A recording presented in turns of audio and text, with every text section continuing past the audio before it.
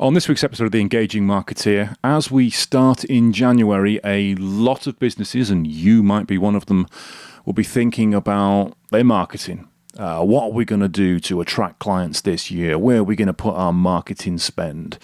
And I would like to stress that before any business starts thinking about marketing, before any business starts thinking about spending money on SEO or on pay-per-click or Facebook ads or joining networking groups, going out doing any sort of advertising, before you spend any money getting business in, and we tell every single business that comes to us as a potential client this as well that wants to spend money on SEO, we tell them all, you need to make sure you've got a sales process first.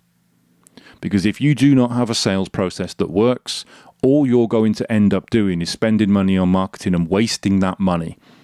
If you go to a networking event, maybe you join a BNI or whatever event it is, and you do not have a sales process, you will be seen as the person who doesn't follow up on referrals, and you will damage your reputation. If you spend money on SEO or pay-per-click or Facebook ads or email marketing, and you start getting leads in through your website and you're not able to follow them up, you will not make a return on investment because none of those leads will close, because you will get all confused and muddled and everything will get in a mess. And the reason I say this is because I see so many businesses get this wrong. So many businesses get this wrong. Now, only recently, and I'm not going to mention the company name because that wouldn't be fair, only recently somebody came to me and asked for a recommendation for someone that could do a vehicle wrap. You know, when you have a car or a van and it's got stickers, branding all around it for a company. It's called a vehicle wrap. So it's all printed and it's stuck onto the side of the car. They said, do you recommend anybody that can do that for me? And I was just about to recommend a particular company I know that we've used before. And he said, before you say it, I don't want you to recommend this person. And he named them. I thought, oh, that's literally who I was just about to suggest. Why? What makes you say that? And he said, well, because I've spoken to them and they've been shit. They've been shit.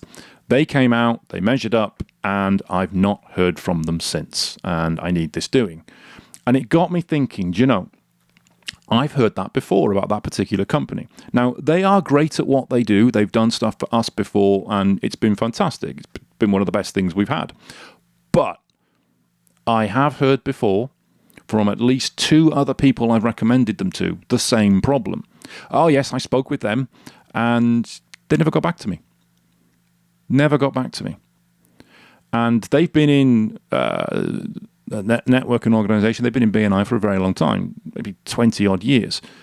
And they probably got no idea that their reputation around some members is of a business that doesn't get back to you, because they don't have a sales process. They've never had a sales process. They just rely on emails and bits of paper to work out who's inquired about what or where a particular quote is up to. And it's a mess. It doesn't work. If you do not have a sales process using some kind of software, some kind of CRM, client relationship manager, and EngageWeb, we use Monday.com. It's not my favorite piece of software in the world. There's bits of it I really don't like, but it does do what we need it to do. So you do need some kind of software like that. If you don't have it, you're going to get into a mess. And it's not just you that's going to be the problem, because the people who recommend you are going to have their reputation tarnished as well. So I now cannot recommend this particular company. Even though I know they do great work, I cannot recommend them because I cannot have anyone coming back to me and saying, oh, that company that you recommended, they never responded to me. Because I know that is a likely outcome now, because 3 people have said the same thing, didn't get back to me. I can't recommend them. And I had this years ago with there was a campsite. What do you call glamping? A glamping site. So it's sort of high-end sort of thing, not caravans. You know, they were big like yurts. And we were speaking with them about potentially doing a website and some marketing for them. And during the conversations, they mentioned how they needed some maintenance doing on the campsite. So there was maybe 5 or 6 yurts, and they needed doors realigning or rehanging and some other woodwork, woody-based stuff doing. And I recommended a joiner. A joiner who I know was actually good at what he does. And I recommended him to them. And that was it. I left it for a couple of weeks. And then I contacted them again about the website. Oh, we're talking to you about this website. See how we're going with that. By the way, how did you get on with that joiner I recommended? And they said, he never came back to us. Oh, that made me really shit, because I recommended someone to them that was totally unreliable. Wonderful.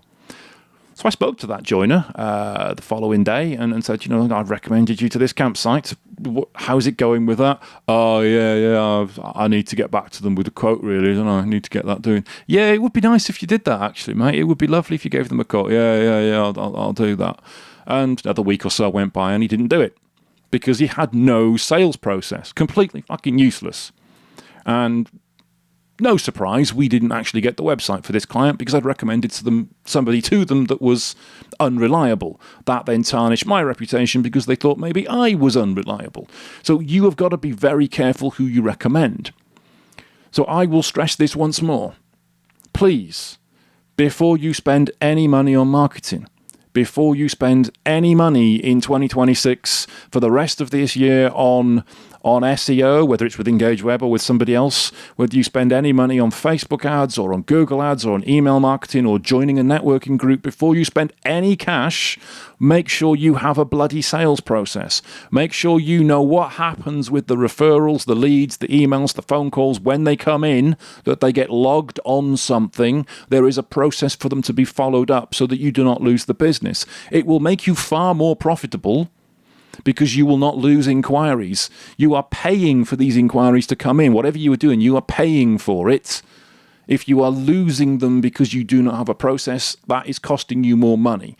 The cost per acquisition of each client you get is higher because you are losing inquiries that you just don't have a process for. You are damaging your reputation with other people who will no longer recommend you because you've let other people down they've recommended in the past.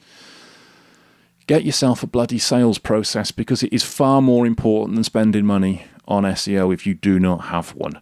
And you will not get many marketing agencies telling you this, but that's why we're so pissing honest here at Engage Web.